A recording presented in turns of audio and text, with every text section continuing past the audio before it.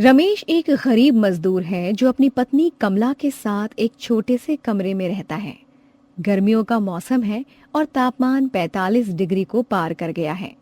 रमेश अपने मालिक के यहाँ काम करता है और उसकी आर्थिक स्थिति इतनी अच्छी नहीं है कि वो कोई कूलर या एसी खरीद सके। अरे बाप रे, इस गर्मी में तो जान ही निकल जाएगी। पूरे दिन धूप में काम करके आया हूँ, सारा शरीर फट रहा है। अरे आ गए आप, पानी लीजिए। थोड़ा ठंडा है, मैंने मिट्टी के घड़े में रखा था। कमला, हमारे पड़ोसी अंकित भाई के घर में देखा है कितना मजा है। आज उनके घर गया था काम के सिलसिले में। वहां एसी चल रहा था, बिल्कुल ठंडा कमरा, और यहाँ इस छोटे से पंखे के नीचे भी कोई राहत नहीं है। अरे सुनिए, हम गरीब लोग हैं, हमारे नसीब में कहाँ एसी कूलर। छत पर पानी छिड़क दिया है, थोड़ी देर में ठंडक हो जाएगी।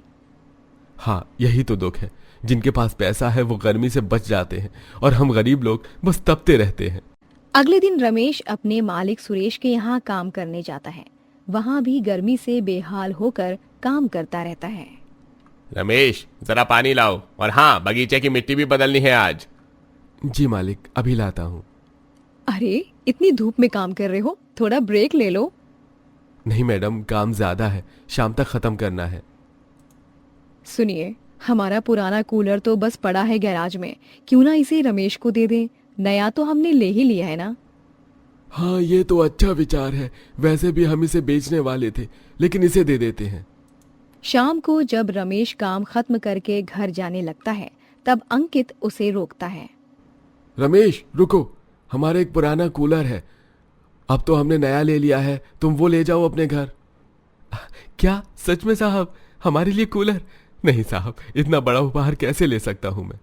अरे भाई, पुराना ही तो है, हमारे लिए तो ये कोई काम का नहीं है, तुम्हारे काम आ जाएगा। हाँ रमेश, ले जाओ, इस गर्मी में तुम्हारे काम आएगा। रमेश को अपनी किस्मत पर यकीन नहीं होता। वो अंकित साहब का पुराना कूलर लेकर अपने घर की ओर निकल पड़ता है। कमला, कमला देखो क्या लाया हूं मैं। अरे ये क्या? ये कूलर कहाँ से आया? अंकित साहब ने दिया है। उन्होंने ये नया कूलर खरीदा है तो पुराना हमें दे दिया। हाँ, सच में? अब हमारे घर में भी कूलर चलेगा? कितनी अच्छी बात है। हाँ, अब हम भी गर्मी में थोड़ी राहत पालेंगे। लेकिन रमेश और कमला की खुशी ज्यादा देर तक नहीं रहती। उन्हें पता चलता है कि कूलर चलाने के लिए बिजली का बिल तो बहुत ज्यादा आएगा, जो उनके बजट से बाहर है। अब क्या करें? इतना बिजली का बिल हम कैसे भरेंगे जी? मुझे नहीं पता था कि ये कूलर इतनी बिजली खाएगा। अब तो समझ में आया कि गरीब आदमी के लिए ये भी एक सपना ही है। हाँ, तो क्या हम इसका इस्तेमाल नहीं कर सकते? एक काम करते हैं, सिर्फ रात को सोते वक्त थोड़ी देर के लिए चलाएंगे, ताकि थोड़ी ठंडक मिले और हम अच्छी नींद ले सकें। अगले दिन मोहन बिजली विभाग से आता है और रमेश के घर का मीटर चेक करता है। रमेश भाई, तुम्हारे घर में बिजली की खपत अचानक बढ़ गई है। क्या कोई नया उपकरण लगाया है? हाँ भाई, ये कूलर मिला है हमें, लेकिन हम बहुत कम चलाते हैं बिजली के बिल के डर से। अरे ये तो पुराना मॉडल है, बिजली बहुत खाता है। इसे चलाओगे तो बिल 3 से 4 गुना आएगा। तो क्या करें, हमारे पास तो इतने पैसे नहीं है। एक उपाय है, मेरा दोस्त इलेक्ट्रॉनिक्स की दुकान पर काम करता है, वो इसे मॉडिफाई कर सकता है ताकि बिजली कम खाए। थोड़े पैसे लगेंगे, लेकिन फिर हर महीने बचत होगी। सच में? क्या ये संभव है? हाँ बिल्कुल, मैं तुम्हें उससे मिलवा दूंगा। मोहन की मदद से रमेश अपने कूलर को मॉडिफाई करवाता है, जिससे बिजली की खपत काफी कम हो जाती है। अब उसके घर में भी ठंडक रहने लगती है। आहा, कितनी अच्छी ठंडक है। अब तो रात को नींद भी अच्छी आती है। हाँ, और अब बिजली का बिल भी उतना नहीं आता। मोहन ने सच में बहुत मदद की। एक दिन अंकित और सीमा रमेश के घर आते हैं। वाह, कितनी अच्छी ठंडक है यहाँ। आहा, हमारा कूलर तो बेहतर से बेहतर हो गया है। हाँ साहब, मोहन ने इसे मॉडिफाई कर दिया है। अब ये कम बिजली में ज्यादा ठंडक देता है। क्या बात है, हमें तो ये आइडिया नहीं आया। अच्छा, अब तुम लोग आराम से रह रहे हो ना? हाँ साहब, आपकी बड़ी मेहरबानी है। आपने हमारे जीवन में बहुत खुशियां ला दी हैं। इस घटना से रमेश को एक अच्छा बिजनेस आइडिया मिलता है। साहब, मैंने सोचा है कि मैं अपने जैसे गरीब लोगों के लिए पुराने कूलर और पंखे मॉडिफाई करने का काम शुरू करूं, ताकि कम पैसों में भी लोग गर्मी से राहत पा सकें। बहुत अच्छा विचार है, मैं तुम्हारी मदद करूंगा। मेरे कई दोस्त हैं जो अपनी पुरानी चीजें दान करना चाहते हैं। कुछ महीनों में रमेश का छोटा बिजनेस शुरू हो जाता है। वो पुराने एसी, कूलर और पंखे को मॉडिफाई करके कम बिजली खर्च में चलने वाले उपकरण बनाता है और गरीब लोगों को किश्तों पर बेचता है। इसे सिर्फ 4 घंटे चलाओगे तो भी पूरे दिन कमरा ठंडा रहेगा और बिजली भी आधी से भी कम खर्च होगी। अरे वाह, ये तो बहुत अच्छी बात है। देखो, एक गरीब के घर आया कूलर, कैसे हमारे जीवन को बदल गया। अब हम दूसरे गरीबों की भी मदद कर रहे हैं। हाँ कमला, कभी कभी भाग्य एक छोटी सी चीज देकर हमारी पूरी जिंदगी बदल देता है। आज मैं अपनी जिंदगी से बहुत खुश हूँ। इस तरह एक गरीब आदमी के घर आया पुराना कूलर न सिर्फ उसके परिवार के लिए सुख और आराम का कारण बना, बल्कि उसके जीवन की दिशा ही बदल गई। अब रमेश अपने जैसे कई गरीब लोगों की मदद कर रहा है और एक सफल छोटे व्यवसायी के रूप में अपना जीवन यापन कर रहा है। चारू एक अनाथ लड़की होती है जो एक छोटे से गांव में अपने चाचा चाची के साथ रहती है। एक सुबह चारू काफी देर से उठती है तो चारू की चाची को काफी गुस्सा आता है। कहो, मुफ्त का घर बार मिल गया तो पलंग ही तोड़ी रहोगी तुम, हैं? कछु काम धंधा नहीं करना का? नहीं चाची, ऐसन बात नहीं है। वो का है ना, कल रात घर का काम करने के बाद शरीर बहुत टूट रहा था, इसीलिए सुबह ना आँख नहीं खुली। आँख नहीं खुली? ये कौन बात होत है, हैं? अरे ऐसन कैसन आँख नहीं खुली? जब तो का पता है कि सुबह सुबह हमका गर्म पानी चाहिए तो आँख कैसन ना खुली? जाओ, हमरे लिए अभी के अभी गर्म पानी लेकर आओ। जी चाची, मैं अभी लेकर आती हूँ चाची। काम की ना काज की, दुश्मन अनाज की। तू तो बस हमारी छाती पर मूंग दल रही है। तुम्हारी माँ पता नहीं किसके भरोसे तो का छोड़ गई। चाची, आप हमारी माँ को काहे बीच में ला रही हो? अरे वो तो ये दुनिया में भी नहीं है। हाँ, ये दुनिया में भी नहीं है, ऊपर आराम से है ना। जब से हमारे घर में आई है बस खर्चा ही करवाया है। अरे आज तक कबो चाची के बारे में सोचा है? चाची, आप ऐसे कैसे कह रही हो? अरे हम तो आप दोनों के बारे में ही सोचे थे। आप दोनों ही जो हो जिन्होंने हमें पाल पोस कर बड़ा किया है। और कौन है? और फिर भी हमको ही ठेंगा मिला। चल जा यहाँ से, पानी लेकर आ। सुनीता ऐसे अक्सर चारू को काफी कोसती रहती है, उसे ही घर के सभी काम करवाती है। ऐसे ही काफी ज्यादा धूप और गर्मी का मौसम भी था। घर में भी सबको पसीने आ रहे होते हैं। सुनीता गुस्से में चारू के पास जाती है। ई का है? अब तक खाना काहे नहीं बना है, हैं? चाची जी, गैस खत्म हो गई है और गांव में सिलेंडर आने में काफी समय लगता है, लेकिन जैसे सिलेंडर आता है हम खाना बना देंगे तुरंत, वो भी आपकी पसंद का। अच्छा जी, तो तुम्हारा मतलब ही है कि जब तक सिलेंडर नहीं आएगा तब तक हम भूखे पेट रहिबे? चाची, अब आप ही बताइए, हम कहाँ कर सकते हैं? सिलेंडर ना ही है तो अब कैसे खाना बनिए? अरे सिलेंडर ही नहीं है ना, ये वो कौन सी बड़ी बात हो गई है? तुम्हारे हाथ पैर तो सही सलामत है ना? अरे बाहर आंगन में चूल्हा है तो वहां जाकर खाना बना। क्या? बाहर इतनी धूप में? चाची, ये आप क्या कह रही हो? अरे हम बाहर इतनी धूप में कैसे खाना बना सकते हैं? थोड़ा तो हमरे बारे में भी सोचिए ना। आंगन में सीधा धूप आती है। तो क्या हुआ? तुम कोई मोमबत्ती हो जो पिघल जाओगी? हैं? यहाँ हम भूख रहे हैं, हम भूखों मर रहे हैं और तुमको वो बर्दाश्त हो रहा है, लेकिन बाहर धूप में खाना बनाना नहीं है तुमका। अरे जाओ जल्दी से, हमरे लिए खाना बनाओ, हमका कुछ हो नहीं पता। चाची, तुमको हमारी बात समझ नहीं आएगा? बताओ, अब की बार और अच्छे से समझा देंगे ताकि कुछ समझने लायक बचोगी ही नहीं। चारू कड़ी धूप में चूल्हे पर खाना बनाने लगती है। हे प्रभु, तनिक धूप को हमरे कपार से हटा दो। इतनी तेज धूप लग रही है, पसीने से तीसरी बार नहा लिया हमने। तनिक हमरे बारे में भी तो सोचो ना, काहे हमार कपार और कलेजा जला रहे हो? अपने घर में आराम से पंखे के नीचे बैठी सुनीता को चारू से ऐसी बात नहीं करनी चाहिए थी, और चारू ऐसे परेशानी में देखकर उसको काफी मजा आ रहा था। अब आया ना मजा, बहुत जुबान चलने लग गई थी कैंची की तरह। ई 2 कौड़ी की अनाथ लड़की की, हाँ हमरे आगे बोल रही थी लपर लपर। अब धूप में खाना बनाए, मजा आएगा। सुनीता तुम ये बहुत गलत कर रही हो। अरे चारू बच्ची है, तुमको का मजा आता है उसको इतना परेशान करके? और नहीं तो का। अरे जब तक वो परेशान नहीं होत है, जब तक हमारे हलक से अन्न का निवाला नहीं उतरता है। और ये बात जान लो, अगर तुमको ज्यादा भतीजी का मोह हो रहा है ना, तो पहले उसकी टांगे तोड़ेंगे और बाद में आपको समझाएंगे कि हम आपकी घरवाली हैं, समझे? सुनीता के अत्याचार से चारू काफी ज्यादा परेशान होने लग रही थी। आज रात तुमको सोना नहीं है, का समझी? आज रात तुमको सोना नहीं है। आज तुम सारे गेहूं साफ करोगी। हमरे कपार पर चढ़ने लगी थी ना, चलो अब काम पर लग जाओ। सुनीता की बात सुनकर चारू को काफी दुख होता है। अब बस बहुत हो गया हमारी चाची का, हमारी चुप्पी का वो बहुत फायदा उठा रही हैं। अब हम ये सब और बर्दाश्त नहीं कर सके थे। रात के समय सब लोग सो रहे होते हैं और चारू घर से भाग जाती है और एक ढाबे में नौकरी करने लग जाती है। अरे वाह, तुम तो बहुत ही अच्छा खाना बनाती हो। हमारे ग्राहक को तुम्हारे हाथ का खाना बहुत अच्छा लग रहा है। धन्यवाद मालिक, हमको बहुत अच्छा लगा कि ग्राहक को हमारा बनाया हुआ खाना पसंद आ रहा है। अच्छा मालिक, 1 महीने से ऊपर हो गया है, अब तक आपने हमारी तनख्वाह नहीं दी। अरे थोड़ी तारीफ क्या कर दी हमने तुम्हारी, तुम तो हमरे ही सिर पर चढ़ने लग गई।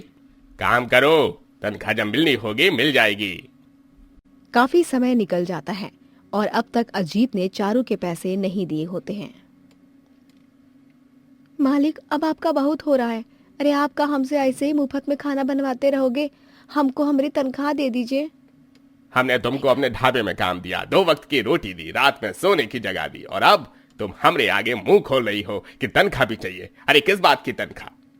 मालिक, हमारी शुरू में ही बात हो गई थी। हमने कहा था ना कि तनख्वाह कम दे दीजिएगा, लेकिन हमको रहने की जगह और 2 वक्त का खाना दे दीजिएगा। और आपने भी हाँ किया था ना, तो अब काहे मना कर रहे हैं? देखिए, हम पहले ही बहुत मुसीबत में हैं, आप हमारे साथ ऐसा मत कीजिए। तुमको किस बात का इतना घमंड है? अरे खाना ही अच्छा बनाती हो, तुम्हें जैसे और 4 बावर्ची मिल जाएंगे। एक तो तुम्हें हताश परेशान सोचकर हमने तुम्हारी मदद की, और अब तुम ही हमरे आगे ऊंची आवाज में बात कर रही हो।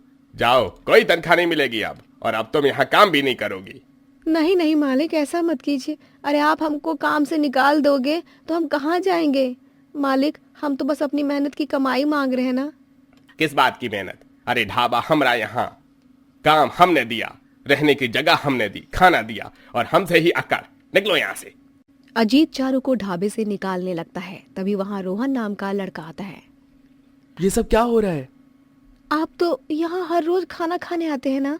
हम इतनी मेहनत से खाना बनाते हैं, सब कुछ करते हैं, साफ सफाई भी हम ही करते हैं ढाबे की, लेकिन मालिक है कि अब तनख्वाह देने से मना कर रहे हैं। झूठ काहे बोल रही हो तुम? अरे जब तनख्वाह देने की बात की नहीं हुई तो किस बात की तनख्वाह? आप तो रहने ही दीजिए। और देखिए, यहाँ चारू जी ने काम किया है, हमारे अलावा और भी बहुत लोग जानते हैं। अभी थानेदार को बुलाएंगे तो ढाबे पर ताला लग जाएगा। भलाई इसमें ही है कि चारू जी की तनख्वाह दे दीजिए। पुलिस के डर से अजीत चारू को पैसे दे देता है, जिसके बाद रोहन चारू को अपने घर ले जाता है।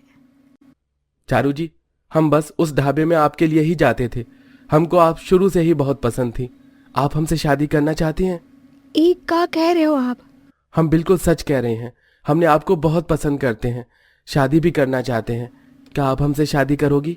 हमको तो यकीन ही नहीं हो रहा है कि हम एक गरीब बेसहारा लड़की हैं। हमको आपने उस मालिक से बचाया और अब आप ये क्या कह रहे हैं कि आप हमसे शादी भी करना चाहते हो?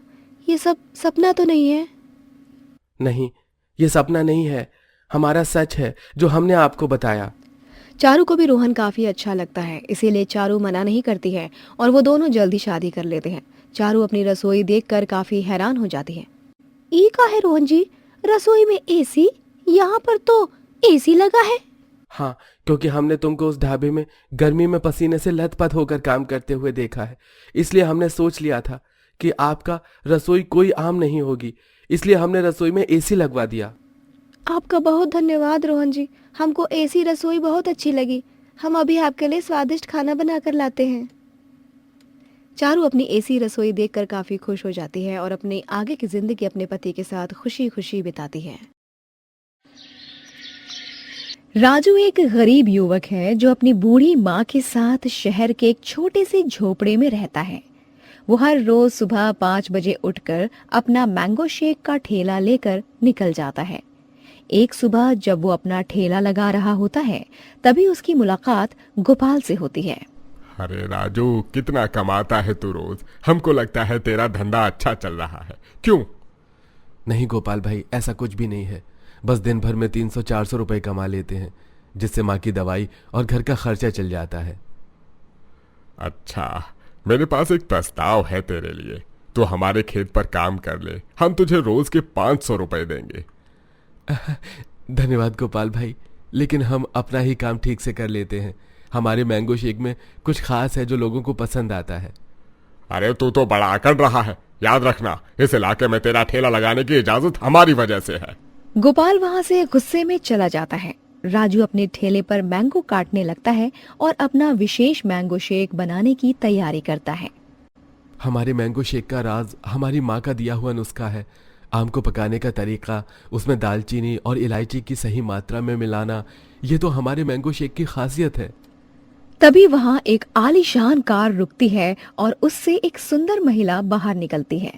भैया, एक मैंगो शेक देना। जी बिल्कुल, अभी बनाता हूँ। आप पहली बार आई हैं यहाँ? हाँ, मेरी दोस्त ने बताया कि यहाँ का मैंगो शेक बहुत अच्छा है। राजू अपने विशेष तरीके से मैंगो शेक बनाता है और सारिका को देता है। वाह, ये तो वाकई में बहुत अच्छा है। इसमें कुछ अलग सा स्वाद है। क्या डालते हो इसमें? ये हमारी माँ का नुस्खा है। थोड़ी सी दालचीनी और इलायची का मिश्रण, बस। मेरा नाम सारिका है। मैं शहर में एक नया कैफे खोल रही हूँ। क्या तुम मेरे कैफे के लिए मैंगो शेक सप्लाई कर सकते हो?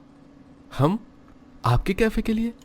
हाँ, ये मैंगो शेक मेरे कैफे के मेन्यू में ना एक खास आइटम बन सकता है। लेकिन मैडम, हम तो बस एक छोटा सा ठेला चलाते हैं, इतनी बड़ी सप्लाई कैसे कर पाएंगे?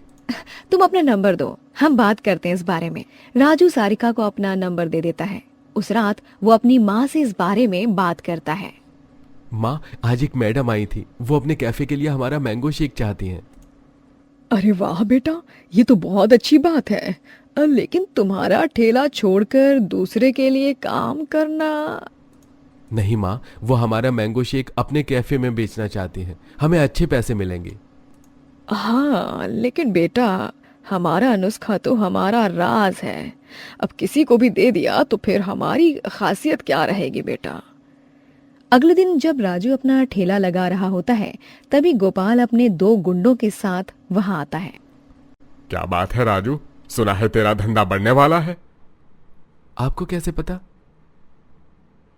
इस इलाके में कुछ भी छिपता नहीं है हमसे। अब सुन, या तो तू हमें 5,000 रुपए महीना दे या फिर अपना ठेला यहाँ से हटा ले। लेकिन गोपाल भाई, इतने पैसे? अब तू बड़ा आदमी बनने जा रहा है तो खर्च भी बड़ा होगा ना। कल तक का वक्त है तेरे पास। गोपाल चला जाता है और राजू परेशान हो जाता है। उसी शाम सारिका उससे मिलने आती है। राजू, मैंने सब सोच लिया है। तुम अपना रेसिपी जो है ना वो हमें सिखा दो। हम तुम्हें हर महीने 15,000 रुपए देंगे और साथ ही तुम्हारे नाम से ही मैंगो शेक बेचेंगे। राजू का स्पेशल मैंगो शेक। लेकिन मैडम, ये रेसिपी हमारी माँ का दिया हुआ है, हम इसे कैसे? राजू, मैं समझती हूँ, लेकिन सोचो, तुम्हारी माँ की दवाई, अच्छा घर, अच्छी जिंदगी, ये सब तुम दे पाओगे उन्हें? राजू उस रात घर पहुंचकर अपनी माँ से फिर बात करता है। माँ, आज फिर वो मैडम आई थी। वो हमें हर महीने 15,000 रुपए देने को तैयार है। बस हमें अपना नुस्खा उन्हें बताना होगा। बेटा देखो, सब कुछ पैसा ही नहीं होता। तुम्हारे पिताजी ने मरते वक्त ये नुस्खा हमें दिया था, कहा था इसे संभाल कर रखना। लेकिन माँ, गोपाल भी अब हमसे पैसे मांग रहा है, नहीं तो ठेला हटाने की धमकी दे रहा है। ऐसा करो, उस मैडम से कहो कि वो तुम्हें अपने कैफे में नौकरी दे दें। तुम वहीं जाकर मैंगो शेक बनाओगे, लेकिन नुस्खा अपने पास ही रखोगे। हाँ। अगले दिन राजू सारिका से मिलता है और अपनी माँ की बात बताता है। ये तो और अच्छा है राजू, तुम हमारे कैफे में आकर मैंगो शेक बनाओगे और हम तुम्हें हर महीने 25,000 रुपए देंगे। सच में मैडम? लेकिन गोपाल? तभी वहाँ एक आलीशान कार रुकती है और उससे रवि बाहर निकलता है। सारिका, तुम यहाँ? हाँ रवि, मिलो, ये राजू है जिसके बारे में मैं तुम्हें बता रही थी। तो तुम हो वो मैंगो शेक वाले। सारिका ने बहुत तारीफ की है तुम्हारे मैंगो शेक की। जी हम ही हैं। और ये गोपाल कौन है? वो इस इलाके का भूमिहार है, हमसे पैसे मांग रहा है। चिंता मत करो, उसको मैं देख लूंगा। मैं इस शहर का सबसे बड़ा बिजनेसमैन हूँ और सारिका मेरी बहन है। अगले दिन जब गोपाल अपने गुंडों के साथ राजू के ठेले पर आता है, वहाँ रवि पहले से ही मौजूद होता है। अरे रवि साहब, आप यहाँ? हाँ गोपाल, अब से राजू मेरी बहन के कैफे में काम करेगा और तुम्हारी इस इलाके की दादागिरी अब बंद होगी, समझे? जी साहब, हम तो बस कुछ नहीं। चलो चलो यहाँ से। गोपाल अपने गुंडों के साथ वहाँ से चला जाता है। सारिका राजू को अपने कैफे ले जाती है। राजू, ये रहा तुम्हारा नया वर्क स्टेशन। अब से तुम यहीं अपना स्पेशल मैंगो शेक बनाओगे। वाह मैडम, ये तो बहुत सुंदर है, और इतने सारे फ्रूट। हाँ राजू, और लोग तुम्हारे मैंगो शेक को पीने के लिए ना लाइन लगाएंगे। तुम खुद एक ब्रांड बन जाओगे, राजू का स्पेशल मैंगो शेक। समय बीतता है और राजू का मैंगो शेक शहर भर में मशहूर हो जाता है। उसकी माँ की दवाई नियमित रूप से चलती है और वो अच्छे मकान में रहने लगता है। एक दिन सारिका राजू से एक प्रस्ताव लेकर आती है। राजू, हमारा कैफे इतना सफल हो गया है कि अब हम पूरे देश में फ्रेंचाइजी खोलने जा रहे हैं और हम चाहते हैं कि तुम हमारे साथ बिजनेस पार्टनर बनो। पार्टनर? लेकिन मैडम, हम तो बस एक गरीब। राजू, अब तुम गरीब नहीं हो। तुम्हारी मेहनत और तुम्हारी माँ का नुस्खा दोनों ने मिलकर ये सफलता दिलाई है। तो हम चाहते हैं कि तुम 10% शेयर के साथ हमारे पार्टनर बनो। राजू अपनी माँ से सलाह लेता है, जो उसे आगे बढ़ने के लिए प्रोत्साहित करती है। बेटा, ये तुम्हारे पिताजी का आशीर्वाद है। उनका नुस्खा आज तुम्हें इतनी ऊंचाई तक ले गया है। जाओ, आगे बढ़ो। राजू सारिका और रवि के साथ बिजनेस पार्टनर बन जाता है। आज राजू का स्पेशल मैंगो शेक पूरे देश में जाना जाता है। वो गरीब मैंगो शेक वाला जो कभी दिन भर में 300-400 रुपए कमाता था, आज करोड़ों का मालिक है। मेरी कहानी से यही सबक है दोस्तों, कि अपने हुनर पर विश्वास रखो और मेहनत करते रहो। सफलता एक दिन जरूर मिलेगी। और हाँ, कभी भी अपने परिवार की विरासत को मत भूलो, क्योंकि वही तुम्हारी असली पूंजी है। और इस तरह एक गरीब मैंगो शेक वाले की कहानी पूरे देश के लिए प्रेरणा बन गई। आज राजू अपनी माँ के साथ खुशहाल जिंदगी जी रहा है और हजारों लोगों को रोजगार दे रहा है। उसका मानना है कि सच्चाई और मेहनत से कोई भी अपने सपनों को हकीकत में बदल सकता है। सोनपुर गांव एक बहुत ही छोटा गांव था, जहां बस एक ही ढाबा था और वहां रामू नाम का आदमी खाना बनाता था। रामू के हाथ का खाना पूरे गांव में ही मशहूर था, क्योंकि रामू खाने के साथ साथ लोगों को स्वाद भी देता था। उसके हाथ में जादू जो था। ऐसे ही एक दिन अच्छी कमाई से खुश होकर रामू अपने भाई सोहन से बोलता है, इस बार तो काफी अच्छी कमाई हुई है। अगर ऐसे ही अच्छी कमाई होती रहेगी तो जल्द ही हम अपना घर भी बना लेंगे। बस भगवान अपनी कृपा बनाए रखे। बिल्कुल सही कहा, इस बार काफी अच्छी कमाई तो हुई है, काफी पैसे बच गए हैं। अब बस ये मुश्किलों वाले महीने निकल जाएं, गर्मियां शुरू हो गई हैं। अब तक भगवान ने सब अच्छा किया है, आगे भी जरूर भगवान सब कुछ अच्छा ही करेंगे। चिंता मत करो, हमें बस अपनी मेहनत करनी है, बाकी सब भगवान है, वो ही देखने के लिए। सोहन और रामू अब तक की हुई कमाई से बहुत खुश थे। ऐसे ही दिन निकल रहे थे और गर्मियां काफी ज्यादा बढ़ती जा रही थी। गर्मी से काफी ज्यादा परेशान दोनों भाई थे, क्योंकि गर्मियों की वजह से अब उनके ढाबे पर ज्यादा कोई आता नहीं था खाने के लिए और उनकी कमाई नहीं हो पा रही थी। एक रात दोनों ढाबे से काम करके घर जाते हैं। सोहन पानी पीने जाता है तो मटका खाली मटका देखकर सोहन अपने भाई से कहता है, अरे मटका तो खाली है। रामू, तुम मकान मालिक को बोलकर नहीं गए थे क्या कि मटके को भर देना? अब हम पानी क्या पिएंगे? अरे मुझे अच्छे से याद है, मैंने मकान मालिक को बोला था कि वो हमारे मटकों में पानी भर दे। अब तक तो वैसे भी बिना बोले ही मटके में पानी भर देते थे, फिर आज क्यों उन्होंने हमारे मटके को पानी से नहीं भरा? ये तो गलत है ना। अरे पानी तो सबके लिए ही जरूरी होता है, पानी नहीं है तो हम क्या पिएंगे? चलो एक बार हम मकान मालिक से बात करते हैं इस बारे में। सोहन और रामू दोनों मकान मालिक से बात करने के लिए जा ही रहे होते हैं कि तभी दरवाजे पर उनका मकान मालिक शंभू खुद ही आ जाता है और उन्हें देखकर बोलता है। अरे लगता है दोनों भाई कहीं जा रहे हैं। शंभू जी, हम बस आपके पास ही आ रहे थे। दरअसल वो हमारे मटके खाली हैं, इनमें पानी नहीं भरा क्या आपने? क्या?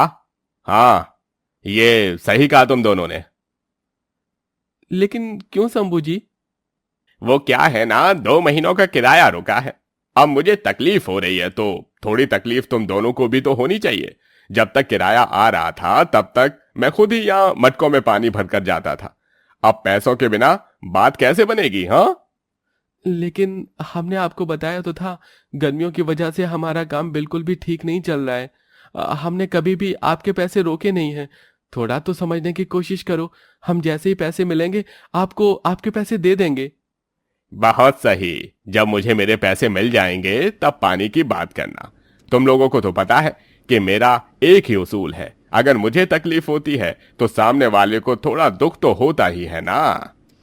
शंभू इतना बोलकर वहां से चला जाता है। ढाबा ठीक से नहीं चल रहा था, इसीलिए उन्हें काफी ज्यादा मुसीबतों का सामना करना पड़ रहा था। वक्त के साथ उनके हालात और भी ज्यादा खराब होते जा रहे थे।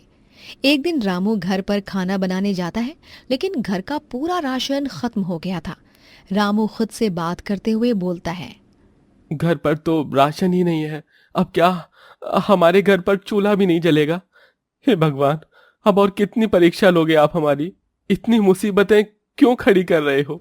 एक के बाद एक नई मुसीबतें खड़ी हो रही थी, लेकिन कहीं से कोई भी रास्ता नहीं मिल रहा था। एक दिन दोनों हताश निराश भगवान के आगे बैठे होते हैं। सोहन हाथ जोड़कर भगवान से प्रार्थना करते हुए बोलता है। भगवान जी, कोई तो रास्ता निकालो, हमारी डूबती हुई नैया को पार लगाओ। हमारी मदद करो भगवान जी, हमारी मदद करो। दोनों अब बस भगवान का ख्याल रखकर बस मेहनत ही कर रहे थे। कुछ दिनों बाद दोनों भाई के ढाबे में अजय नाम का एक पर्यटक आता है, जिसे काफी ज्यादा भूख लगी होती है। रामू उसके लिए बढ़िया सा खाना बनाकर लाता है। अजय वो खाना खाता है और उसे काफी ज्यादा अच्छा लगता है। अजय खाने की तारीफ करते हुए बोलता है। अरे वाह, खाना तो बहुत ही स्वादिष्ट था। इतना स्वाद खाना मैंने आज तक कभी अपनी जिंदगी में नहीं खाया है। भूख लगने पर वैसे तो सब कुछ ही अच्छा लगता है, लेकिन आज जब भूख मिट भी गई तब भी मन नहीं भरा खाने से। हाँ दिल खुश हो गया खाना खाकर तो। अजय उन दोनों से बात करके जा रहा होता है कि तभी पीछे से 2 लोग अजय का बैग चोरी करने लगते हैं। सोहन और रामू चोर को देख लेते हैं और तुरंत उन चोर को पकड़कर उनसे बैग छीनते हैं, लेकिन चोर भाग जाता है। अजय को काफी अच्छा लगता है कि उन दोनों ने उसे बचाया और वो उनसे बोलता है। तुम दोनों का बहुत बहुत धन्यवाद। तुम दोनों ने आज उस चोर से बचा लिया, वरना तो वो चोर मेरा बैग लेकर भाग जाता और शायद मुझे भी कोई नुकसान पहुंचा देता। ये कैसी बात कर रहे हैं आप सर जी? ये तो हमारा फर्ज है। आप हमारे यहाँ खाना खाने आए थे, और अगर आप हमारे यहाँ खाना खाने नहीं भी आए होते तो भी आपको बचाना तो हमारा फर्ज है। ऐसे कैसे कोई आपको नुकसान पहुंचा सकता है? जी बिल्कुल, मेरे बड़े भाई सोहन ने बिल्कुल सही कहा। आप हमारे गांव के मेहमान हो, आपको कोई परेशानी ना हो इस बात का ध्यान रखना हमारा फर्ज है। वैसे आप एक बार अपना बैग देख लीजिए, सब ठीक तो है ना? अरे बैग देखने की जरूरत नहीं है। तुम दोनों ने उन चोर के कुछ करने से पहले ही आप दोनों आए थे। मैं आपको धन्यवाद जितना भी करूंगा वो कम ही होगा। मैं बता नहीं सकता कि आप लोगों ने कितनी मदद की है हमारी। अरे आप बार बार धन्यवाद करके हमें छोटा क्यों बना रहे हैं? आपको बचाना हमारा फर्ज था। हम आपके किसी काम आ पाए, इसमें हमें ही खुशी मिली है।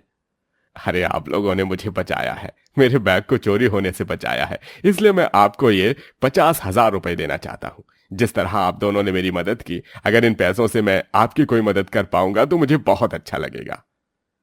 अरे हम ये पैसा कैसे ले सकते हैं? हमने आपकी मदद जरूर की है, लेकिन ये सोचकर नहीं कि इसके बदले आप हमें कुछ दोगे। इसकी जरूरत नहीं है। आपको जरूरत नहीं होगी, लेकिन अगर आप ये पैसे ले लोगे तो मुझे अच्छा लगेगा। आजकल कोई किसी की मदद नहीं करता है, और आप दोनों ने अपने बारे में सोचे बिना मेरी मदद की है। अजय के इतना बोलने पर वो पैसे रख लेते हैं और पैसों से अपने ढाबे पर एसी लगवाते हैं। एसी लगवाने के बाद उनका ढाबा फिर से अच्छा चलने लगता है। दोनों भाई बहुत खुश होते हैं। सोहन रामू से कहता है। लगता है वो इंसान हमारे लिए कोई दूत बनकर ही आया था। उस अनजान शख्स ने हमारी मदद की और उनकी वजह से आज हमारा ढाबा गर्मियों में भी चल रहा है। हाँ, मुझे भी यही लगता है। भगवान के घर देर है लेकिन अंधेर बिल्कुल नहीं है। दोनों काफी खुश हो जाते हैं क्योंकि इतनी मेहनत के बाद आखिरकार गरीब का एसी ढाबा बन ही जाता है।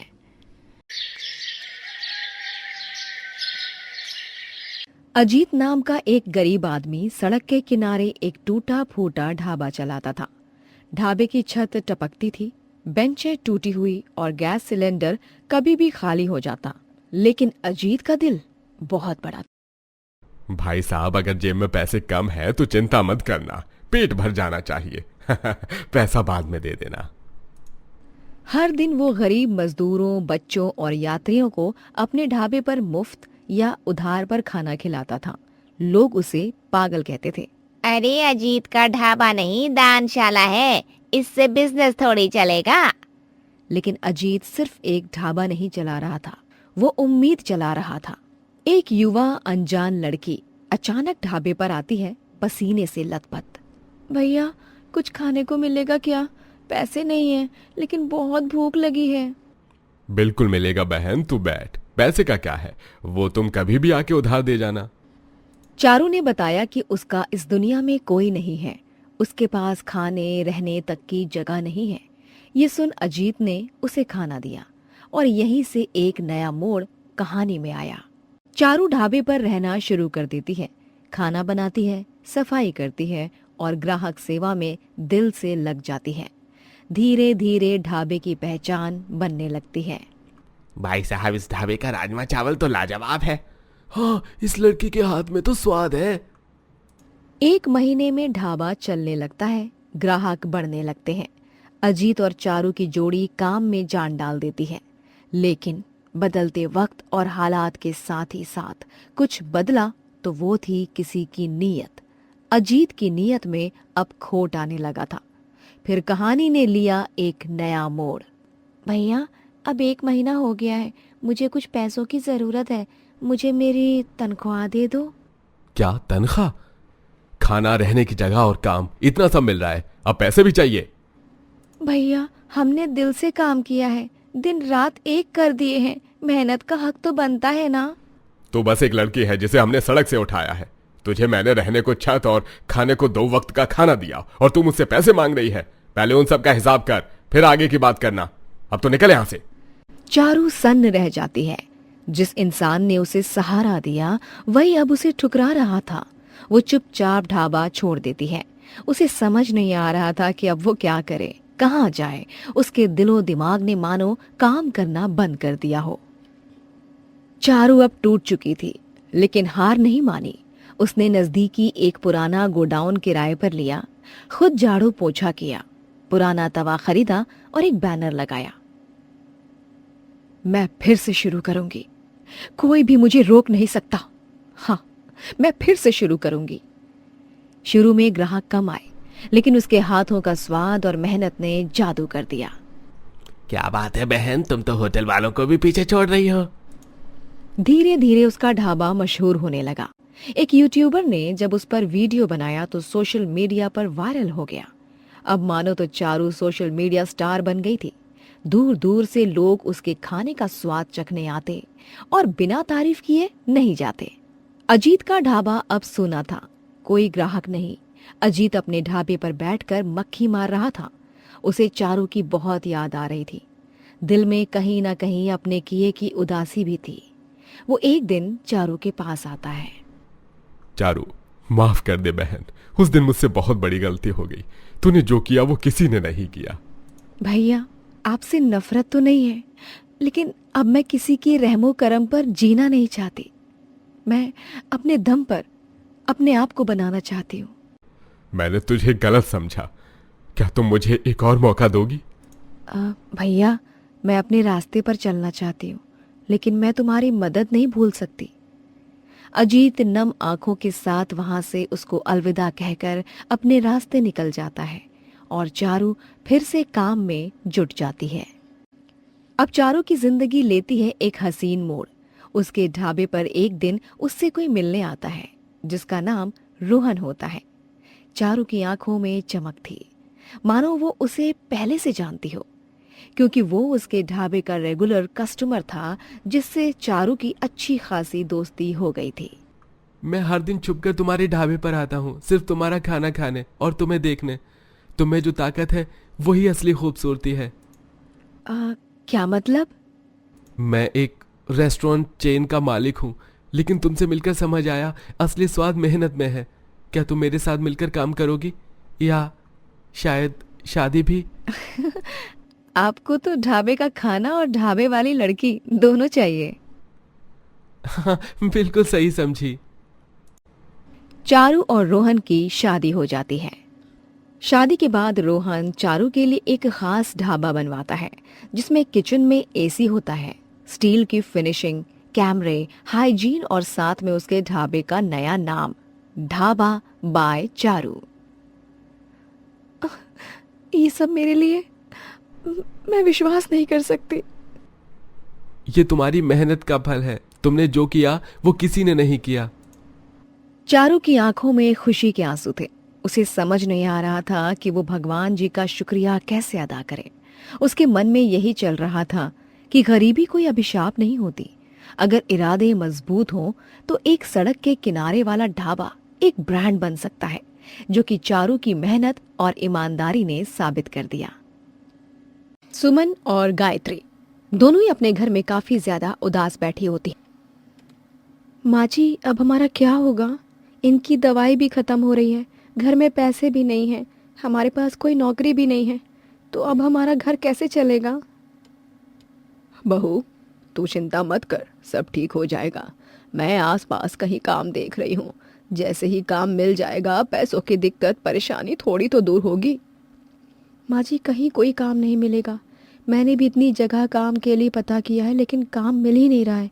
ऐसे में तो कुछ करना ही पड़ेगा ना हमें। ऐसे क्यों बोल रही है? कुछ सोचा है क्या तूने पहले से ही? हाँ माँ जी, मैं सोच कर ही बोल रही हूँ। देखिए, आसपास कोई भी घर पर कीर्तन पूजा पाठ होता है तो वहाँ पर मुझे ही बुलाते हैं सब खाना बनाने के लिए, क्योंकि मैं थोड़ा ठीक ठाक खाना बनाती हूँ। तो क्यों ना अब हम अपना काम शुरू कर दें, मतलब अपना ढाबे वाला काम, ढाबा खोलें। बहू, तो ये क्या कह रही है? ढाबा खोलना हमारे बस की बात नहीं है। ढाबा खोलने में कितनी परेशानी आती है। माँ जी, मैं आपकी चिंता और डर अच्छे से समझ रही हूँ, लेकिन जब तक हम किसी भी काम के लिए हिम्मत नहीं बनाएंगे ना, तब तक वैसे भी कुछ करना हमारे बस की बात नहीं होगी ना। बहू, तू समझ नहीं रही है। दोनों सास बहू बात कर रहे होते हैं, तभी सुमन का बेटा सोनू रोते हुए आता है। अरे क्या हुआ सोनू, तू इतना क्यों रो रहा है? माँ, मुझे मैडम ने स्कूल आने से मना कर दिया। कहने लगे जब तक फीस नहीं देंगे स्कूल की, तब तक स्कूल आने की कोई ज़रूरत नहीं है। माँ, मेरी फीस अब तक क्यों नहीं दी गई है माँ? हाँ, मुझे स्कूल जाना है माँ। माँ जी, देख रही हो ना आप, कितनी परेशानी हो रही है। सोनू बेटा, तू चुप हो जा और अब जा ना, कपड़े बदल ले। बहू, तू ठीक कह रही है। फिर अगर तुझे यही सही लग रहा है ढाबा खोलना, तो मैं भी तेरे साथ हूँ। घर की परेशानियों के लिए हमें कुछ ना कुछ तो करना ही पड़ेगा ना। दोनों सास बहू अब ढाबा खोलने की तैयारी में लग जाते हैं। बहू, हमने ढाबा खोलने की तो सोच ली है, लेकिन हमारे पास तो पैसे हैं ही नहीं। हम ढाबा खोलेंगे कैसे? माँ जी, रमेश काका है ना, मैंने उनसे बात की है। उनकी जो दुकान है उसको किराए पर ले लेंगे। 3 महीने बाद ही हम पैसे देंगे। मैंने उनसे बात की थी कि जब हमारा ढाबा 3 महीने थोड़ा बहुत चलने लग जाएगा तो हम पैसे दे देंगे। दोनों सास बहू रमेश के पास जाते हैं। अरे दुलारी पिचकारी दोनों आ गई। माफ करना, ये दुलारी पिचकारी कौन है? अरे मैं गायत्री और ये मेरी बहू सुमन है। तुम दोनों को ही दुलारी पिचकारी कह रहा हूँ। अच्छा ये बताओ, यहाँ क्यों आए हो दोनों? काम है क्या? हाँ रमेश काका, काम ही है। दरअसल मैंने आपसे बात की थी ना आपकी उस दुकान के बारे में, वो हमें किराए के लिए चाहिए। दुकान क्या, घर ले लो, सड़क ले लो, पूरा देश ले लो, हमें क्या, लेकिन किराया दे देना 3 महीने में। जी काका, हम दे देंगे, आप चिंता मत कीजिए। दोनों सास बहू दुकान को ढाबे में बदलते हैं। बहू, मैंने अपने ढाबे के बाहर के बोर्ड तो लगा दिया है। अब लोग आते जाते लोग यहाँ पर देखेंगे और यहाँ खाने के लिए भी आते रहेंगे। माँ जी, ये तो बिल्कुल सही किया। यहाँ आसपास भी काफी लोगों के ढाबे हैं जो कि काफी समय से हैं यहाँ पर। अब मुझे तो घबराहट हो रही है कि इतने लोग जो अपना नाम कमा चुके हैं, उनके बीच में हमारा ढाबा टिक पाएगा या नहीं। माँ जी, भगवान पर भरोसा रखो, सब ठीक हो जाएगा। दोनों सास बहू अपने ढाबे पर ग्राहक के आने का इंतजार करते रहते हैं, लेकिन कोई भी ग्राहक नहीं आता। माँ जी, कहीं हमने गलती तो नहीं की ना ढाबा खोलकर? इतनी देर हो गई है, हम कब से बैठे हैं, यहाँ तो कोई आ ही नहीं रहा है। अगर ऐसे ही चला तो हमारा नुकसान हो जाएगा। बहू, तूने ही तो हिम्मत दी है और तू ही ऐसे हिम्मत हार जाएगी तो कैसे चलेगा। अरे थोड़ा समय लगता है, धीरे धीरे सब ठीक हो जाएगा। दोनों सास बहू नए ढाबे पर खड़ी रहती हैं। काफी समय हो जाता है, लेकिन 3-4 दिनों तक उनके ढाबे पर कोई नहीं आता, बिल्कुल सूना रहता है। बहू, अब तो मुझे भी चिंता हो रही है। अरे अगर ऐसे ही चलता रहेगा तो क्या होगा। ऐसे तो हमारा कितना ज़्यादा नुकसान हो जाएगा। हमने कितनी सारी सब्जियां खरीदी हैं, ऊपर से हमें ढाबे का किराया भी देना पड़ेगा। अरे हम ये सब कैसे करेंगे। माँ जी, मैंने तो सोचा था कि हम काम करेंगे, अपना ढाबा खोलेंगे तो हमारा फ़ायदा भी होगा, लेकिन यहाँ तो दूर दूर तक मुझे कहीं से कोई भी फ़ायदा नज़र नहीं आ रहा। मुझे माफ़ कीजिए माँ जी, मैंने ऐसा नहीं सोचा था। बहू, देखा, हमने भगवान का नाम लेकर ढाबा तो शुरू कर दिया, अब देखते हैं कुछ होगा कि नहीं। माँ जी, हमारा ढाबा बहुत ही सिंपल सादा सा लगता है, हम इसमें कुछ अनोखा ट्राई करें क्या? बहू, तू ये क्या कह रही है? अब हम ढाबे में अनोखा क्या कर सकते हैं? माँ जी, हम ढाबे को अनोखा करने के लिए ना फूल पत्तों से ढाबे की रंगत को बदल देते हैं। इसको सुंदर बना सकते हैं ताकि लोग इसकी सजावट देख कर आएँ और यहाँ पर उनके रुकने का मन करे। अगर यहाँ पर किसी भी ग्राहक का रुकने का मन करेगा ना, तो वो खुद ही बहाने ढूंढ कर आएगा। अरे बहू, ये तो तूने बिल्कुल पते की बात कही है। दोनों सास बहू अब अपने ढाबे को अनोखे बनाने की तैयारी में जुट जाते हैं। फूल पत्ते, घर के वेस्ट मटेरियल से ढाबे को अनोखा और बहुत ही सुंदर बनाते हैं। ये तो हमारी छोटी सी दुकान थी जिसकी काया पलट ही हो गई है। देखो, इतनी सुंदर दुकान बना दी है तुमने। अगर हम इसका पैसा बढ़ा देंगे तो तुम्हें देना पड़ेगा। काका, आप ये क्या कह रहे हैं? वैसे भी हमारा काम चल नहीं रहा है, हम कैसे इतने पैसे देंगे? अरे हम तो मजाक कर रहे हैं, इतने सुंदर दुकान बना दी है। अगर हम यहाँ रोज आ जाएं तो कोनो दिक्कत तो नहीं होगी। नहीं नहीं, हमें कोई दिक्कत नहीं होगी, आप यहाँ आ सकते हैं रोज। सास बहू के अनोखे ढाबे को देखकर लोग आकर्षित होते हैं और ढाबे पर आना शुरू कर देते हैं। बहू, तेरा ये अनोखा आइडिया तो काम कर गया। देख, कल तक यहाँ कोई आता नहीं था और अब हमारे ढाबे पर कितनी भीड़ है। हाँ माँ जी, भगवान का लाख लाख शुक्र है कि हमारी नाव डूबने से उन्होंने बचा ली। सास बहू काफ़ी मेहनत करते हैं, लेकिन आसपास के ढाबे वाले काफ़ी चिढ़ने लगते थे। इन दोनों सास बहू के अनोखे ढाबे की वजह से तो हमारे ढाबे की कमाई ही रुक गई है। इनको सबक जरूर सिखाऊंगा। मनोज को काफ़ी गुस्सा आता है और वो वहाँ के खाने। अरे भाई, मैं झूठ थोड़े ना बोलूंगा, खुद खाकर देख लीजिए नमक है कि नहीं। नहीं भाई साहब, अब आप खाना खा रहे हैं, आपको स्वाद का ज़्यादा पता होगा, लेकिन मैं बिल्कुल सच कह रही हूँ। मैंने खाना बनाने के बाद खाना चखा भी था, तब तो नमक बिल्कुल बराबर था। अब पता नहीं कैसे आपको ज़्यादा लग रहा है। मेरी झूठ बोलने की आदत नहीं है, आपको यही लगता है ना मैं झूठ बोल रहा हूँ। आप एक काम करिए, खुद खाना खाकर फिर बताइए। दोनों सास बहू खाना खाते हैं तो उन्हें भी नमक काफ़ी तेज़ लगता है। माफ़ करना, दरअसल गलती से नमक गिर गया होगा ज़्यादा। अच्छा, आपका मुंह का स्वाद खराब हो गया, इसीलिए हम आपको एक ऑफ़र देते हैं। आप हमारे ढाबे में कितनी भी फ़ोटो ले सकते हैं, कितनी भी देर तक रुक सकते हैं। पक्का ना कहीं बाद में आप बोलोगे तो नहीं कि मैं मुफ्त में रुका हूँ। अरे नहीं नहीं, ढाबा अपना ही समझिए, हम आपके लिए कुछ अच्छा भी खाने को लाते हैं। सूरज सास बहू के ऑफर से खुश हो जाता है और ढाबे में बड़े चाव से खाना भी खाता है और काफ़ी सारी फ़ोटोज़ लेता है। मजा आ गया ऐसे अनोखे ढाबे पर आकर, अब तो मैं यहाँ रोज ही आऊंगा। इसके बाद दोनों सास बहू अपने ढाबे को और अनोखा बनाने के लिए आए हुए ग्राहकों का फूलों से स्वागत करते हैं। उनके बैठने की काफ़ी सुंदर जगह की व्यवस्था करते हैं। वाओ, ये कितना प्यारा ढाबा है, बिल्कुल यूनिक है। सच में ऐसा अनोखा ढाबा तो मैंने पहले कभी देखा ही नहीं। Just wow. आपको हमारा ढाबा पसंद आया? ये पसंद आने लायक वाली तो चीज़ है ही नहीं। ये तो ऐसा ढाबा है जहाँ पर हर किसी का मन करे कि वो यहाँ से जाए ही ना। सच में बहुत ही प्यारा ढाबा है और इसको अनोखा बनाने के लिए आप लोगों ने भी देखकर ही, मतलब आपको देखकर लग रहा है कि कितनी ज़्यादा आप लोगों ने मेहनत की है। वैसे हमारे ढाबे का खाना भी बहुत ही स्वादिष्ट है, आप खाओगे ना तो आपको भी बहुत अच्छा लगेगा। ये तो कहने की बात ही नहीं है। आप लोगों को ना मतलब क्या कहूँ मैं, देख कर ही लग रहा है कि ढाबे में खाना भी बहुत ही अच्छा, बहुत ही स्वादिष्ट मिलेगा।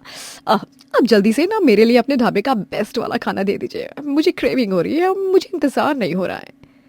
इसी तरह दोनों सास बहू का अनोखा ढाबा काफ़ी ऊंचाई पर आ जाता है और जलनखोर लोगों की जलन उन्हें ही मात देती रहती है।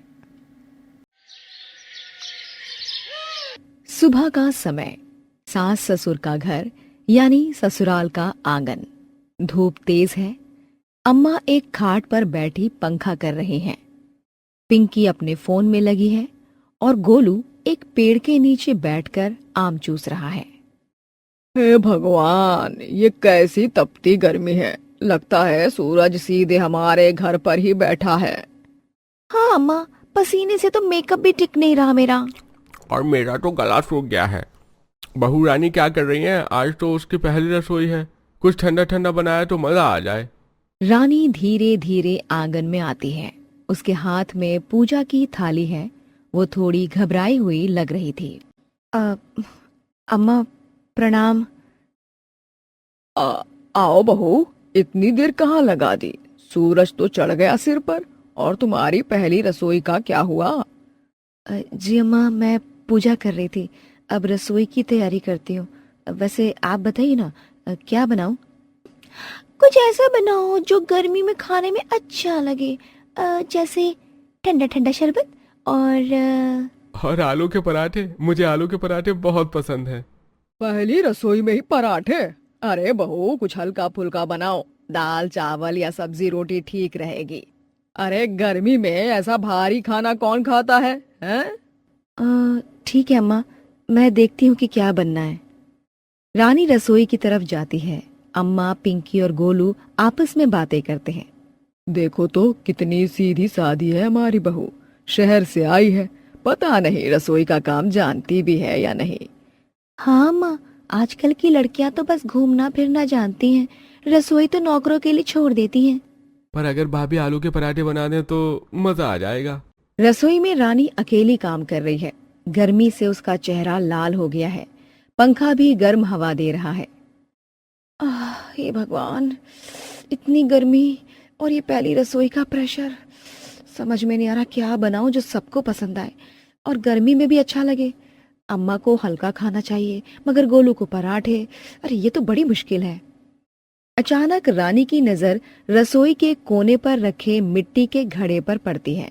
उसके चेहरे पर एक शरारती मुस्कान आ जाती है। क्यों ना कुछ ऐसा किया जाए जो सबको हैरान कर दे। रानी कुछ देर तक सोचती है, फिर तेजी से काम करना शुरू करती है। आंगन में बैठी अम्मा, पिंकी और गोलू बेचैनी से खाने का इंतजार कर रहे हैं। अरे इतनी देर क्यों हो गई? ये बहू क्या बना रही है? कहीं सब जला तो नहीं दिया इसने? मुझे तो लग रहा है आज हम सबको भूखा ही रहना पड़ेगा। मेरी तो भूख से जान निकल रही है, पराठे की खुशबू भी नहीं आ रही। तभी रानी एक बड़ी सी ट्रे लेकर आती है। ट्रे में कुछ अजीबो गरीब चीजें रखी हैं। एक मिट्टी का घड़ा है, कुछ पत्ते हैं और रंग बिरंगी चीजें हैं। खाना वो तो कहीं नजर भी नहीं आ रहा है। ये क्या है बहू? ये कैसी रसोई है? इसमें तो खाना दिख ही नहीं रहा है। ये क्या मजाक है? हमें तो भूख लगी है। ये क्या है? पराठे कहाँ हैं? सब्र कीजिए, ये है मेरी पहली रसोई का स्पेशल मेन्यू, गर्मी बीट स्पेशल। रानी मिट्टी के घड़े का ढक्कन खोलती है। उसमें से ठंडी ठंडी खुशबू आती है। घड़े में बर्फ के टुकड़े और रंगीन शरबत था। ये है मटका शरबत। मैंने इसे घर के बने मसालों और ताजे फलों से बनाया है। ये गर्मी को तुरंत दूर कर देगा। रानी सबको मिट्टी के कुल्हड़ में शरबत परोसती है। सब एक घूंट पीते हैं और उनकी आंखें चमक उठती हैं। अरे वाह, ये तो बहुत स्वादिष्ट है। इतनी ठंडक, हाँ, ये तो किसी 5 स्टार होटल के शरबत से भी अच्छा है। मजा आ गया, गर्मी तो छू भी नहीं रही। फिर रानी ने कुछ पत्तों को उठाया और ये है ठंडी पत्तों की चटनी। ये पुदीना, धनिया और कुछ खास जड़ी बूटियों से बनी है। ये खाने को और भी स्वादिष्ट बनाएगी। रानी एक पत्थर के सिलबट्टे पर चटनी पीसकर लाती है और सबको थोड़ी थोड़ी चखाती है। आय हाय, ये तो बहुत लाजवाब है बहू, इतनी ताजगी। मैंने तो ऐसी चटनी कभी नहीं खाई। बस अब खाना कहाँ है? रानी मुस्कुराती है और ट्रे से कुछ और चीजें उठाती है। और ये है दही चावल के गोले। मैंने चावल को दही और मसालों के साथ मिलाकर छोटे छोटे गोले बनाए हैं। ये खाने में हल्का और ठंडा है। रानी सबको दही चावल के गोले देती है। सब बड़े चाव से खाते हैं। हा बहू, तुमने तो कमाल कर दिया। पहली रसोई में इतना स्वादिष्ट और ठंडा खाना हमने तो कभी सोचा भी नहीं था। हा, जीती रहो, जुग जुग जियो। हाँ रानी, तुम तो सच में बहुत होशियार हो। तभी रानी का पति पप्पू घर आता है। वो सबको ठंडा खाना खाते देखकर हैरान हो जाता है। अरे ये क्या हो रहा है? और ये सब किसने किया है? अरे ये सब तुम्हारी प्यारी पत्नी ने बनाया है। आज उसकी पहली रसोई थी और उसने तो हम सबका दिल जीत लिया। सच में रानी, तुमने तो कमाल कर दिया। मुझे पता था तुम सबसे अलग हो। ये सब तो आप सबका प्यार है। मैंने सोचा गर्मी बहुत है तो कुछ ठंडा और हल्का बनाना चाहिए। शाम का समय, आंगन में सब आराम से बैठे हैं। सूरज ढल रहा है। बहू, आज तुमने साबित कर दिया कि तुम सिर्फ शहर की लड़की नहीं हो, बल्कि घर को चलाने वाली और सबका ख्याल रखने वाली बहू भी हो। हाँ, सही कहा अम्मा तुमने। अब तो भाभी तुम हमारी फेवरेट बन गई हो। हाँ भाभी, अगली बार भी गर्मी बीट स्पेशल बनाना। मुझे तुम पर बहुत गर्व है रानी। धन्यवाद। मुझे बहुत अच्छा लग रहा है कि आप सबको मेरा बनाया खाना बहुत पसंद आया। सब हंसते हैं। इसी के साथ रानी ससुराल में घुल मिल जाती है। वहीं अगले दिन अम्मा रानी को एक पुरानी संदूक देती है। बहू, ये तुम्हारी दादी सास की संदूक है। इसमें उनकी रसोई के कुछ खास नुस्खे हैं। देखना, शायद तुम्हें इसमें कुछ और भी गर्मी बीट स्पेशल मिल जाए। रानी संदूक खोलती है और उसमें उसे एक पुरानी डायरी मिलती है। डायरी में सिर्फ ठंडे व्यंजनों की रेसिपी लिखी होती है और पहले पन्ने पर लिखा होता है रानी की रसोई। रानी हैरान हो जाती है। क्या उसकी दादी सास भी गर्मी में ऐसे ही अनोखे व्यंजन बनाती थी? रानी उस डायरी को उत्सुकता से पढ़ने लगती है। उसे लगता है जैसे उसे अपनी दादी सास से एक खास कनेक्शन मिल गया हो। सुमन और गायत्री दोनों ही अपने घर में काफी ज्यादा उदास बैठी होती। माँ जी, अब हमारा क्या होगा? इनकी दवाई भी खत्म हो रही है, घर में पैसे भी नहीं है, हमारे पास कोई नौकरी भी नहीं है, तो अब हमारा घर कैसे चलेगा? बहू, तू चिंता मत कर, सब ठीक हो जाएगा। मैं आसपास कहीं काम देख रही हूँ। जैसे ही काम मिल जाएगा, पैसों की दिक्कत परेशानी थोड़ी तो दूर होगी। माँ जी, कहीं कोई काम नहीं मिलेगा। मैंने भी इतनी जगह काम के लिए पता किया है, लेकिन काम मिल ही नहीं रहा है। ऐसे में तो कुछ करना ही पड़ेगा ना हमें। ऐसे क्यों बोल रही है? कुछ सोचा है क्या तूने पहले से ही? हाँ माँ जी, मैं सोच कर ही बोल रही हूँ। देखिए, आसपास कोई भी घर पर कीर्तन पूजा पाठ होता है तो वहाँ पर मुझे ही बुलाते हैं सब खाना बनाने के लिए, क्योंकि मैं थोड़ा ठीक ठाक खाना बनाती हूँ। तो क्यों ना अब हम अपना काम शुरू कर दें, मतलब अपना ढाबे वाला काम, ढाबा खोलें। बहू, तो ये क्या कह रही है? ढाबा खोलना हमारे बस की बात नहीं है। ढाबा खोलने में कितनी परेशानी आती है। माँ जी, मैं आपकी चिंता और डर अच्छे से समझ रही हूँ, लेकिन जब तक हम किसी भी काम के लिए हिम्मत नहीं बनाएंगे ना, तब तक वैसे भी कुछ करना हमारे बस की बात नहीं होगी ना। बहू, तू समझ नहीं रही है। दोनों सास बहू बात कर रहे होते हैं, तभी सुमन का बेटा सोनू रोते हुए आता है। अरे क्या हुआ सोनू, तू इतना क्यों रो रहा है? माँ, मुझे मैडम ने स्कूल आने से मना कर दिया। कहने लगे जब तक फीस नहीं देंगे स्कूल की, तब तक स्कूल आने की कोई ज़रूरत नहीं है। माँ, मेरी फीस अब तक क्यों नहीं दी गई है माँ? हाँ, मुझे स्कूल जाना है माँ। माँ जी, देख रही हो ना आप, कितनी परेशानी हो रही है। सोनू बेटा, तू चुप हो जा और अब जा ना, कपड़े बदल ले। बहू, तू ठीक कह रही है। फिर अगर तुझे यही सही लग रहा है ढाबा खोलना, तो मैं भी तेरे साथ हूँ। घर की परेशानियों के लिए हमें कुछ ना कुछ तो करना ही पड़ेगा ना। दोनों सास बहू अब ढाबा खोलने की तैयारी में लग जाते हैं। बहू, हमने ढाबा खोलने की तो सोच ली है, लेकिन हमारे पास तो पैसे हैं ही नहीं। हम ढाबा खोलेंगे कैसे? माँ जी, रमेश काका है ना, मैंने उनसे बात की है। उनकी जो दुकान है उसको किराए पर ले लेंगे। 3 महीने बाद ही हम पैसे देंगे। मैंने उनसे बात की थी कि जब हमारा ढाबा 3 महीने थोड़ा बहुत चलने लग जाएगा तो हम पैसे दे देंगे। दोनों सास बहू रमेश के पास जाते हैं। अरे दुलारी पिचकारी दोनों आ गई। माफ करना, ये दुलारी पिचकारी कौन है? अरे मैं गायत्री और ये मेरी बहू सुमन है। तुम दोनों को ही दुलारी पिचकारी कह रहा हूं। अच्छा ये बताओ, यहाँ क्यों आए हो दोनों? काम है क्या? हाँ रमेश काका, काम ही है। दरअसल मैंने आपसे बात की थी ना आपकी उस दुकान के बारे में, वो हमें किराए के लिए चाहिए। दुकान क्या, घर ले लो, सड़क ले लो, पूरा देश ले लो, हमें क्या, लेकिन किराया दे देना 3 महीने में। जी काका, हम दे देंगे, आप चिंता मत कीजिए। दोनों सास बहू दुकान को ढाबे में बदलते हैं। बहू, मैंने अपने ढाबे के बाहर के बोर्ड तो लगा दिया है। अब लोग आते जाते लोग यहाँ पर देखेंगे और यहाँ खाने के लिए भी आते रहेंगे। माँ जी, ये तो बिल्कुल सही किया। यहाँ आसपास भी काफी लोगों के ढाबे हैं जो कि काफी समय से हैं यहाँ पर। अब मुझे तो घबराहट हो रही है कि इतने लोग जो अपना नाम कमा चुके हैं, उनके बीच में हमारा ढाबा टिक पाएगा या नहीं। माँ जी, भगवान पर भरोसा रखो, सब ठीक हो जाएगा। दोनों सास बहू अपने ढाबे पर ग्राहक के आने का इंतजार करते रहते हैं, लेकिन कोई भी ग्राहक नहीं आता। माँ जी, कहीं हमने गलती तो नहीं की ना ढाबा खोलकर? इतनी देर हो गई है, हम कब से बैठे हैं, यहाँ तो कोई आ ही नहीं रहा है। अगर ऐसे ही चला तो हमारा नुकसान हो जाएगा। बहू, तूने ही तो हिम्मत दी है और तू ही ऐसे हिम्मत हार जाएगी तो कैसे चलेगा? अरे थोड़ा समय लगता है, धीरे धीरे सब ठीक हो जाएगा। दोनों सास बहू नए ढाबे पर खड़ी रहती हैं। काफी समय हो जाता है, लेकिन 3-4 दिनों तक उनके ढाबे पर कोई नहीं आता, बिल्कुल सूना रहता है।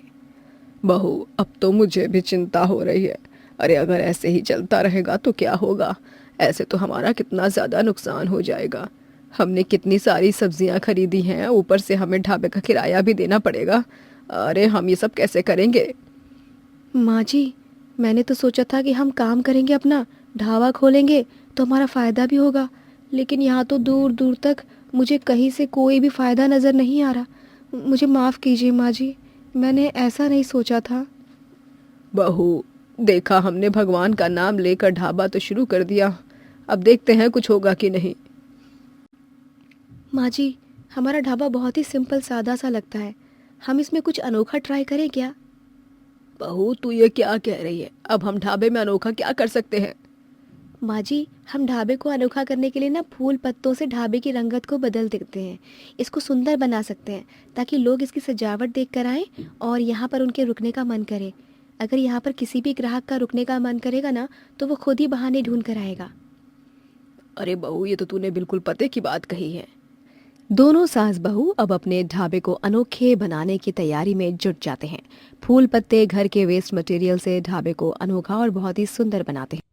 ये तो हमारी छोटी सी दुकान थी जिसकी काया पलट ही हो गई है। देखो इतनी सुंदर दुकान बना दी है तुमने। अगर हम इसका पैसा बढ़ा देंगे तो तुम्हें देना पड़ेगा। काका, आप ये क्या कह रहे हैं? वैसे भी हमारा काम चल नहीं रहा है, हम कैसे इतने पैसे देंगे?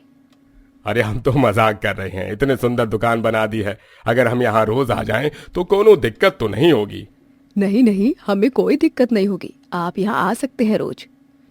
सास बहू के अनोखे ढाबे को देखकर लोग आकर्षित होते हैं और ढाबे पर आना शुरू कर देते हैं।